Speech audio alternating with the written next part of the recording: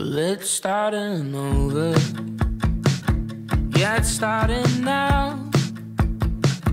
Why are you running from your own crowd? Where are you going? Hello everyone, I'm Ben with BTC Sessions, your source for decrypting cryptocurrency. Today, I'd like to bring to you an interview I had with Anthony Lacavera. He was the founder and CEO of Wind Mobile before its acquisition by Shaw. He's also the founder and director of Globalive Capital, a company that, amongst other things, deals with Internet of Things, artificial intelligence, and blockchain technology. In this interview, myself and Anthony cover a variety of topics, including central banks grappling with the idea of producing their own digital currencies, a recent bank hack in which the perpetrators were demanding Ripple in exchange, and we get to talk a little bit about what Anthony is currently working on. I hope you enjoy this interview with Anthony Lacavera. Hello everyone, I am Ben with the BTC Sessions. I'm here today to talk a little bit of current events and interesting news in the world of blockchain and crypto. And I've got a special guest. I've got Anthony Lacavera here. He was the CEO and founder of Wind Mobile, which was the fourth largest wireless carrier in Canada. It was recently bought for, I believe, $1.3 billion, but I'll double check that figure in a second. He's also chairman and founder of Globalive and the new venture Globalive Technology, Toronto-based investment company focusing on telecommunications, but now the technology sectors, they're diving into AI, Internet of Things, blockchain, all of that. Anthony, thank you so much for being with me. Ben, thanks for having me on. Yeah, how's your morning going? Really good, man. Really good. Lots of good action. I just actually came from something called the Blockchain Society where I was keynoting their morning event, talking about, again, all the latest issues in blockchain. There's just so much activity, as you know, around it, and so much, interest in the direction everything is going to go. Yeah, that's awesome. Well, I appreciate you taking the time. I know you're a busy man, but let's just dive into a few things. There's a few interesting things going on that I wanted to talk about. Hopefully, people get some good info here. So, great. The first thing I wanted to dive into is just recently Hong Kong stated that they weren't planning, after doing some research, they weren't planning on launching a digital currency backed by their central bank. And they cited the reason as being it's not more efficient than their current infrastructure. So this kind of gets into the idea of is a blockchain necessary everywhere, and where is it useful? So, I mean, you look at a headline like this, what do you think of it? Yeah, I mean, look, it's interesting that they came out with that announcement because there's no question that the current state of affairs in blockchain and decentralized architectures generally is that it's nascent, right? It's extremely early days. And people have to recognize that there are limitations in all the different protocols that are out there today. And I'm not surprised to hear a central bank say, look, it's not, doesn't have actually the efficiencies, the velocity, the capabilities that we need to have to think about it as a credible alternative at this time. I don't think they're shutting the door for the long term. I think that they're shutting the door for the short term and saying, the technology is not quite there yet. And candidly, I'm not surprised because it is extremely early days. Now, do you think that if and when countries do start to roll out their own cryptocurrencies, I mean, we have seen it in certain instances. We got Venezuela with the petro, but we'll get into that later. Yeah. But either way, if and when countries start rolling out their own cryptocurrencies, is that going to supplant current cryptocurrencies, or do you think that the cryptos, the decentralized ones we have now, will win out, or is it going to be more of a competitive market where people choose and both kind of stick around? I mean, look, my perspective on it is that for as far forward as we can see right now, the world is going to have borders. The world is going to have governments, and the governments do have jurisdiction over the populations that each of them are governing. And there's a regulatory environment around currency, around financial services generally, but around the flow and aggregation and disaggregation of currency. So I think that the bottom line is that I don't see governments. I don't see a world where governments don't have a role here. I think the governments will have a role. I think governments are going to be having to come out quickly, though, with what the regulatory environment's going to look like. I mean, the marketplace wants to know the cryptocurrencies are popular. People like buying and trading in cryptocurrencies, and people like them as a storage of value that has some, at least today, significant independence from government oversight. I just don't think it's going to be long-term that way. And I think that I'm personally an optimist by nature. So I think that governments are going to come into this in a positive way and really add a lot of credibility to cryptocurrencies globally. Now, do you think that this will force better, I guess, do you think it'll force governments to more directly interact with people in their country about how the direction of the currency that the people are using? Yeah, I think exactly. I think that's exactly right. It's going to give, it actually creates an opportunity to rethink some of the shortcomings that we have with the fiat-based currencies that we're using today. I mean, there's lots of, tons of academic research and publications around the advantages and disadvantages of the currency system we have today. And I think there's an opportunity actually with cryptocurrencies to create something that addresses a lot of those shortcomings. And I'm not to suggest there's not going to be some other challenges associated with cryptocurrencies. Clearly there will be, but it is an opportunity at the same time to create a brighter future. Yeah. Now, we're lucky enough, both of us are in Canada. You yourself in Toronto, I'm out in Calgary here. Now, we're lucky enough to live in a place where our currency relatively stable. Relatively. Relatively, but, we're not living in other parts of the world where the currencies are a major issue. For instance, Venezuela. Crippling inflation. People are trying to spend their money before it's worthless. Yeah. And we've seen response from the government in a variety of ways in cracking down on cryptocurrency use, trying to do things like banning or coming down on miners as much as possible, introducing their own cryptocurrency that is supposedly backed by oil reserves. But I mean, who knows? Yeah, you're injecting trust into a trustless system there. So, take what you will from that. Yeah. People in Venezuela have been utilizing Bitcoin amongst other cryptocurrencies to, I guess, hedge themselves from their local currency, from the bolivar. Is this one of the first real world use cases of Bitcoin and cryptocurrency? I think it is a very practical use case. But I mean, first of all, the situation in Venezuela is obviously a human tragedy on a national scale. I mean, it's just unbelievable how poorly managed that economy has been, and the damage, not just to the wealth of the citizens, but to the prosperity and general welfare of the citizens. It's just been an incredible amount of damage. Do I think that cryptocurrencies and Bitcoin specifically in this case is going to solve that human tragedy? No, I don't see that as the, but is this a way potentially to bifurcate or separate the government's mistakes from the people and give the people an opportunity to have a preservation of wealth and ultimately a growth of wealth in something that is a currency that is independent of the government? Potentially. I mean, I think that would be certainly, as I say, I'm an optimist and sometimes I'm an idealist, and I'd love to say that side of me would really hope for that kind of an outcome.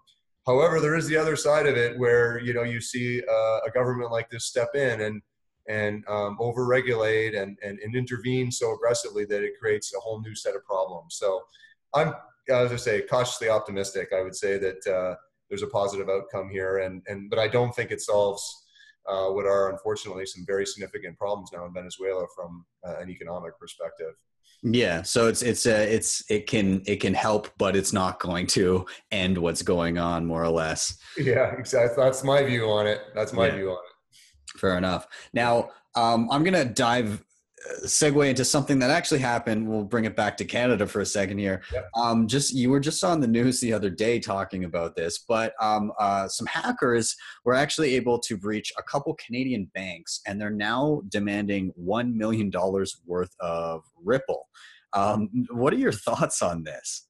I think it was a pretty amazing hack, but I think it really, Ben, it highlights like this new reality we live in where banking and financial services generally are being delivered to the consumer virtually.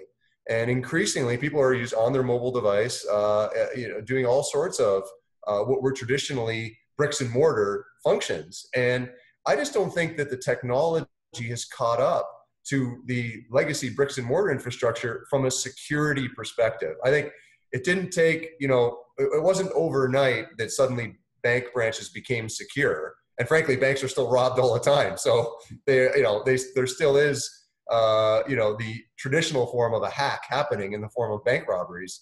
And so even after decades of refinement in security in banks, in traditional banks, it's still happening. So you think about like virtual banks, you think about something like that happened with Bank of Montreal and the Canadian Imperial Bank of Commerce, CIBC, this week. To your point, a ransom was demanded, and it happens so quickly, and the technology really hasn't caught up to be able to actually capture those things happening and put up preventative barriers as the attacks are happening. It's just the technology just isn't there yet. So as consumers increasingly were just virtually bank, I think we're going to see more and more stuff like this. But I think that the interesting twist with cryptocurrency and the demand for Ripple, I think, sort of suggests that that the hackers and now ransom demanders are themselves skeptical of traditional fiat currency, of course. So there is a sense of humor in that for sure. But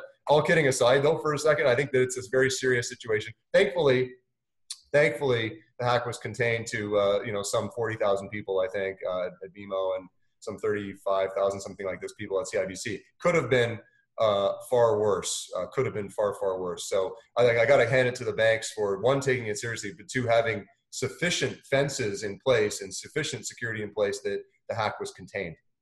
Absolutely. Now, do you think that moving forward, it's going to be a question of kind of like an arms race, just trying to keep, it's difficult to keep ahead of people that are carrying out these kind of attacks, but it's always going to be kind of a game of catch up.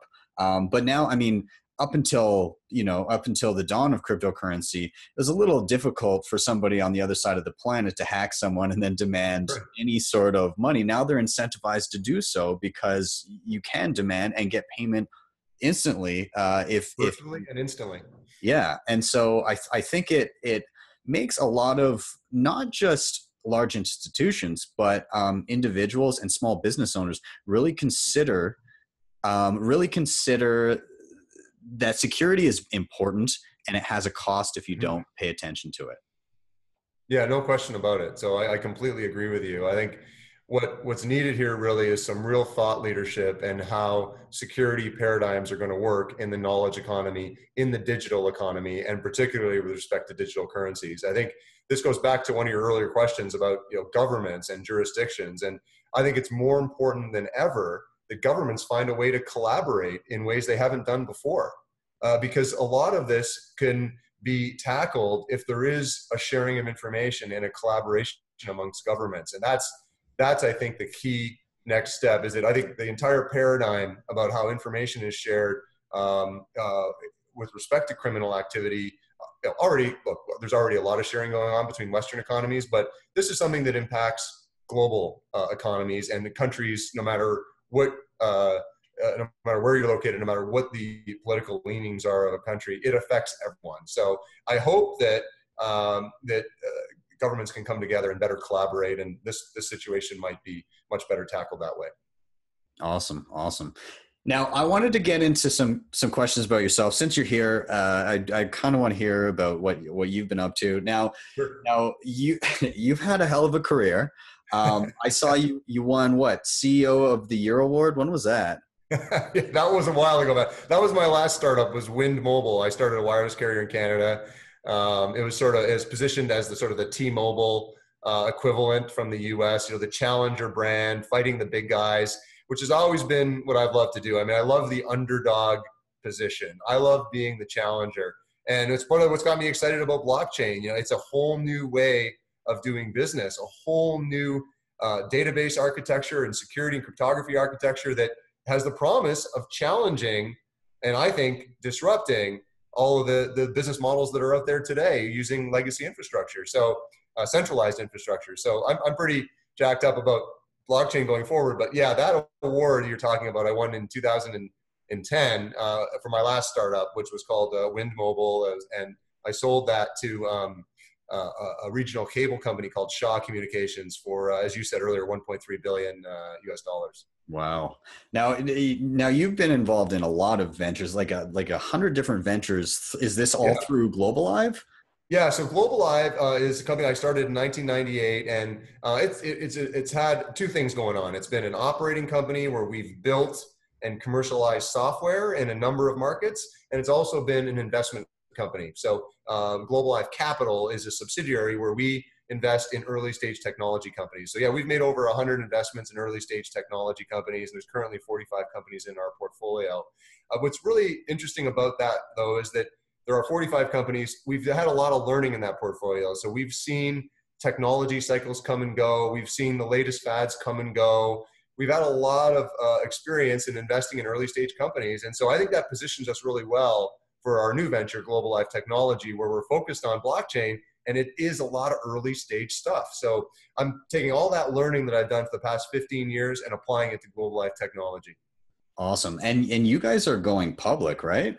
Yeah. I decided to list the company. It's interesting, for me, Ben, it's like the first time actually in my career that I've listed a company in the Canadian market. And so it's, been a great learning experience, actually. Met a lot of people that I wouldn't have otherwise met, and learned a lot about the public market that I wouldn't have otherwise learned. So all of the capital that I've raised over $2 billion of capital in my career for the companies that I've started, but I've done it largely privately.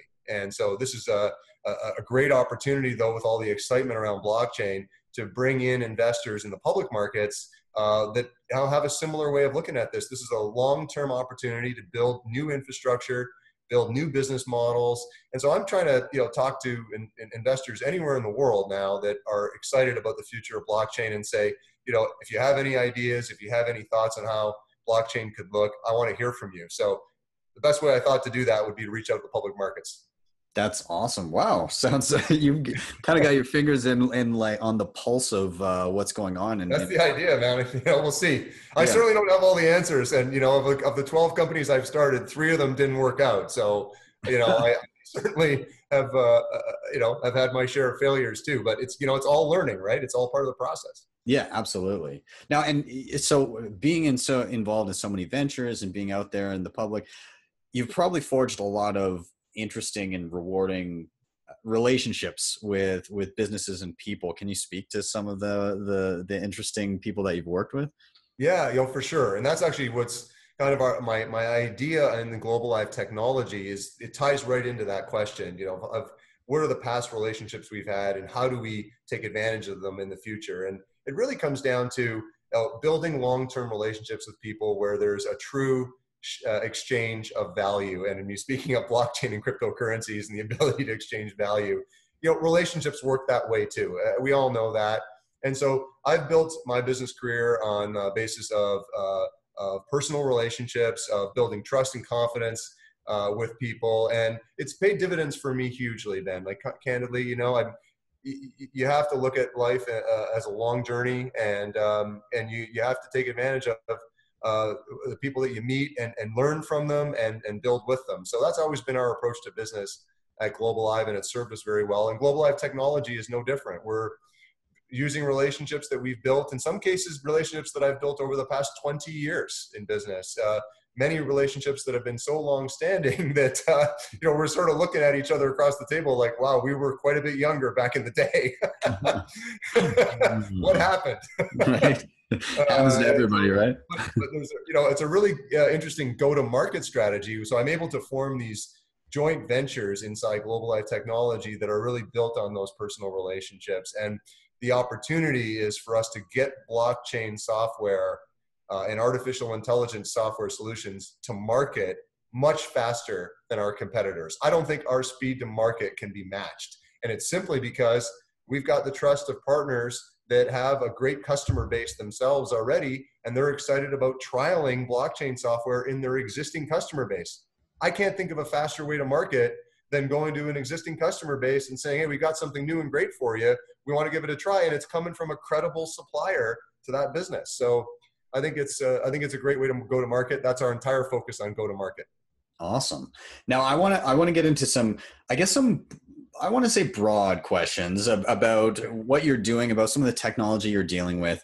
Because I mean, there may be, I get a variety of viewers, some that are pretty well informed, but others that are brand new to this kind of stuff. So I want to get your hot take on blockchain itself. What does it enable? Where is it useful? And then also, where is it not useful? Right. Like, you know, because I saw somebody from your team, they're speaking at I believe they're at a conference, and they said that you get a lot of questions about how do I blockchain this, how do I blockchain that, and it's not always the answer, right? No question about it. Yeah, you're absolutely right. We're in that phase that is similar in many ways to the start of my career. I started my career at the start of the internet in the late 90s when everybody wanted a website. But no one really knew what a website was going to do. And at the time, no one had any idea that there would be such a transformation of the world by the internet. And so we're in that phase with blockchain. And so to your point, everybody thinks they want blockchain today because it's that latest trend of technology. Everybody wants to adopt it. I don't think it's a fad, though. I mean, there are some naysayers that say that. I think this is similar to internet. This is a completely transformational wave of technology that's going to go across the entire economy. It's going to go through small business, big business. It's going to go through not-for-profits, governments, the public sector, definitely everyone, academia. Blockchains are going to be seen everywhere and pervasive, but that's the long term. In the short term, there are clearly some use cases where blockchain is great and some use cases, to your point, where it's not. So I think financial services, anything related to supply chain, whether it's in agriculture or retail, where there's a supply chain and you have a bunch of parties that have to transact with one another. And today there's a lot of overhead associated with those transactions because there needs to be trust relationships between all of those parties. And trust relationships, people say, well, what is that? I mean, just think of it as simple as if I buy something from you and you extend me terms of 30 days, hey, pay me in 30 days. I mean, that's a trust relationship between us. It's, a net 30 term. I mean, that's the way business, certainly small business, the way small business works today, with trust relationships with terms. So a lot of that need for that trust relationship is eliminated with blockchain in that type of use case, because you don't have to know that person really at all to be able to transact with them. So that broadens out a business's opportunity to grow their market, instead of it being a town where you need to know the party you're giving the terms to, because that's Joe from down the street and Anthony from down the from the corner store. You don't need to know that person anymore, and that's allowing small business and medium-sized business to grab global market share that was a lot harder for them to access before. So those types of, that's a great example of where blockchain can be fantastic. In healthcare, when you think about like medical records, and you just think about like the incredible volume of medical records that are out there that are disparately held by different healthcare practitioners in different markets, and there's different qualifications, and you don't know what's being accessed when. I mean, you can see an incredible rationalization of the healthcare system with blockchain, where you can envision a world where all your personal medical information is on a blockchain, and permission-based access. Again, now one of the advantages of blockchain, permissions-based access. You can control who sees what of your information and when. That's something that we as consumers, we don't even think about it today. I mean, I certainly don't think about, when I go to the doctor and I take a bunch of notes about my condition, I don't think about where that went. I don't think about where that information goes, but it is my personal information. And right now, I just hope it's in a secure place, but I don't know that it is really. And so I think, the idea of the cryptography and security of blockchain around something like that is a great use case. So there's tons more like that. But what I like to think of it with people is I say, look, where blockchain is applicable is where there's an opportunity or there is a current situation where value is being exchanged, and there's a need to try to introduce efficiency in that exchange. And whether that means a trust relationship can be formed without knowing each other, whether that means information can be housed in a secure place, like in the case of medical records, and on down the list. You think of like in agriculture, there's great examples where the supply chain of food can be better secured, and consumers and public, there can be public safety benefits of having food taken off of shelves, that food that is in some way bad, it is being taken off shelves much more quickly, because you can identify the source of the bad food very quickly and trace, where everything is going. So tracking and auditing is another great use case. But contrast that with use cases that are not necessarily great for blockchain.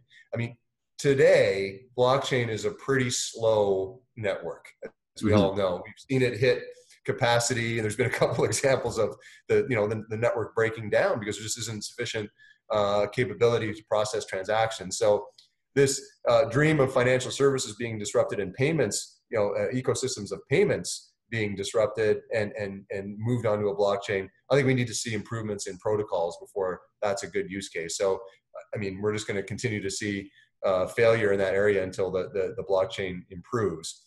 And then there's sort of, I'd say, a third kind of bucket where you have, just no applicability to blockchain whatsoever. And you have this environment that we like to say at Globalive, which is every time someone comes in, they're like, and when they think of blockchain, they're like, would you like fries with that too? Like it applies to everything, and it just doesn't. So where blockchain is useful is when parties don't necessarily know each other. You think about it in a small trusted ecosystem that exists today that's operating like on a database architecture.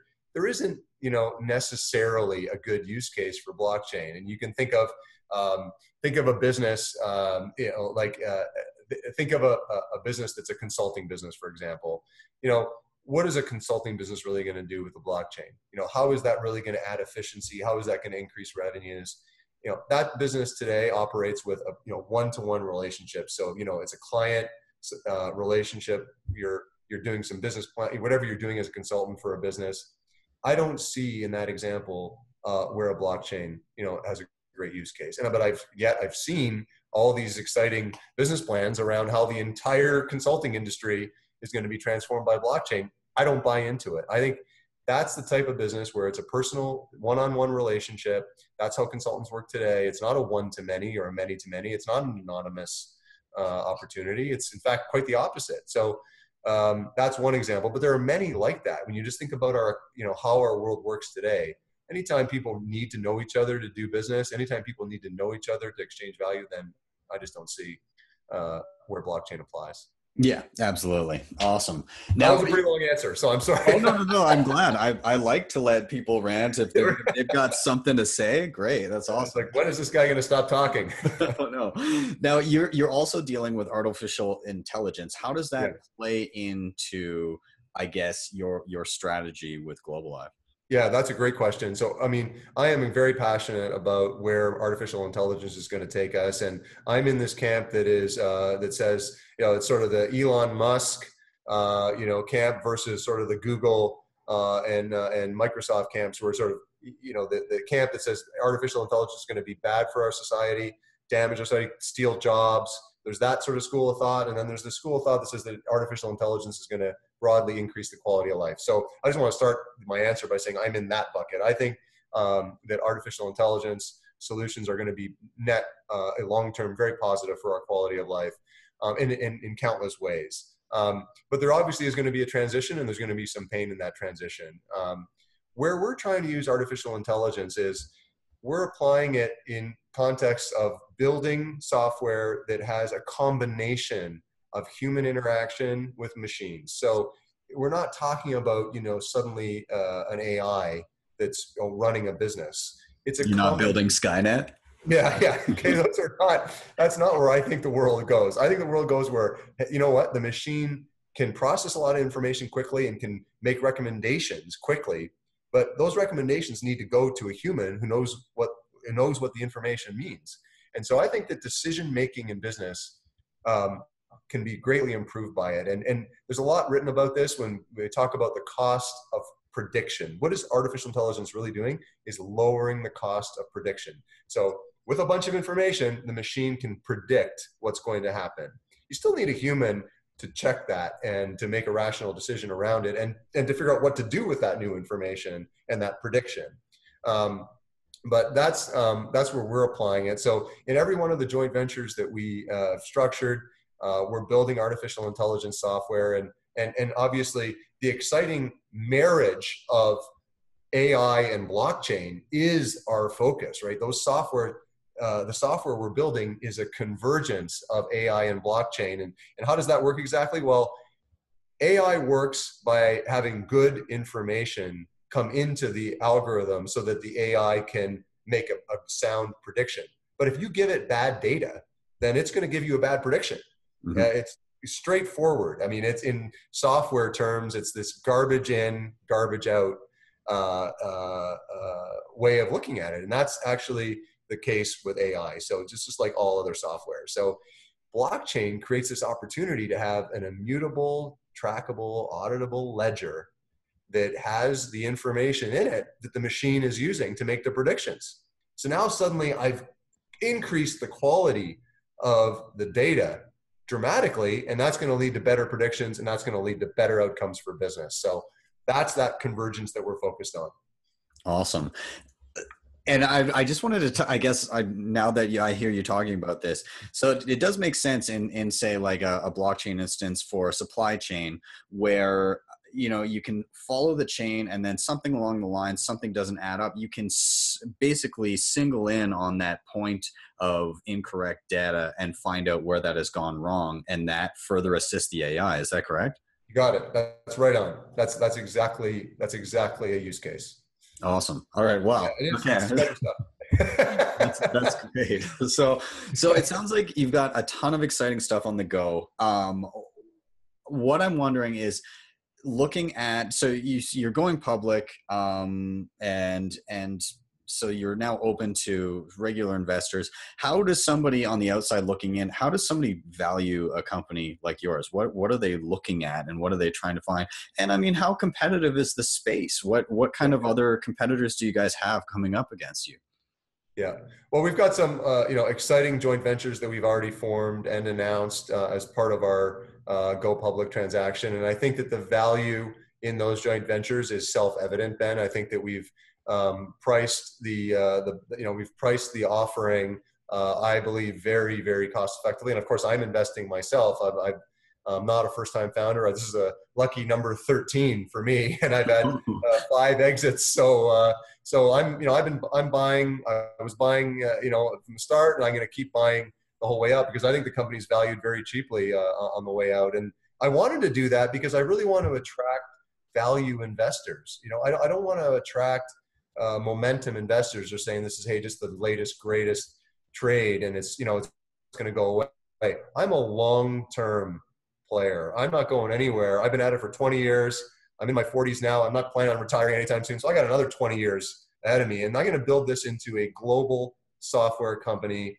If there's a competitor, people say to me, who's your competitor? I say it's IBM, and my intention is to displace IBM in the enterprise. I believe that we can build a new kind of software company that adds a whole new range of value and revenue creation because of token and tokenization opportunities and token ecosystems that the blockchain creates an opportunity to introduce into business. I mean, it's a very exciting new way to think about software. We're a next generation software company, and we're taking it global and long term. So, that's kind of my approach to it. Certainly, there's a lot out there that suggests that there's going to be a day of reckoning around the value of blockchain and the value of cryptocurrencies. So that's another reason why I'm saying, like, I wanted to go into this valuing the company very conservatively. I feel we did, and the joint ventures that we've announced, I think speak for themselves in terms of the value. And when you add it all up, it's a pretty exciting, we've got stuff going on in financial services, in agriculture, in healthcare, in manufacturing, and in media. So we've got 5 very exciting partnerships that are already out there, and we're building blockchains in all of those. And we'll be first to market in a lot of use cases. Awesome. Now, I want, obviously, since you were kind enough to join me this morning, I want people to be able to find yourself, find your company, everything online. Now, I was looking earlier, there is a report on the company that you can download at, I'll have the link below, but it's pureblockchainwealth.com/live. And where else can people find you? Yeah, so at globalivetech.com, so GLOBALIVE tech, TECH.com, is the company, and you can see the team I put together there, and an overview of the joint ventures that we're working on. And of course, I'm on Twitter and LinkedIn, and I really want to hear from people on like where they see blockchain going. So it's Anthony Lacavera on LinkedIn. I'm on there all the time. And Anthony Lacavera on Twitter, and I'm at Anthony Lacavera, and I'm on there all the time too. That's the only social media I use, though. So I'm on Facebook, but Facebook is a lot less for me. It's like those two that I'm on a lot. If we're being real, though, anybody crypto or blockchain is on Twitter. That's the place to be. It seems it. It does seem it, doesn't it? Yeah. So look, that's the best way to reach me. And I'm one of these guys that's like, I love hearing about new ideas. This is early days. I can't stress it enough. And there's a couple of maybe several $1 trillion opportunities out there, and I want to find them. Yeah. Awesome. Well, I will have links to all of that below. I'll have the link to the report. I'll have your Twitter down below. I'll have the website, all of that, so people can go and check that out down here. But Anthony, thank you so much for joining me this morning. I really appreciate it. Thank you very much, man. Really appreciate the convo. I hope to see you again soon. Yeah, absolutely. And everybody else, I hope you enjoyed. I will see you soon. Thank you guys so much for watching. Please don't forget to hit like and subscribe, drop a tip if you're able to, and share this video. Links, as always, to everything discussed in the show are down below. And if you'd like to grab yourself a hardware wallet to secure your cryptocurrency, check out those links for Trezor and Ledger down below. I'll see you guys next time on the BTC Sessions.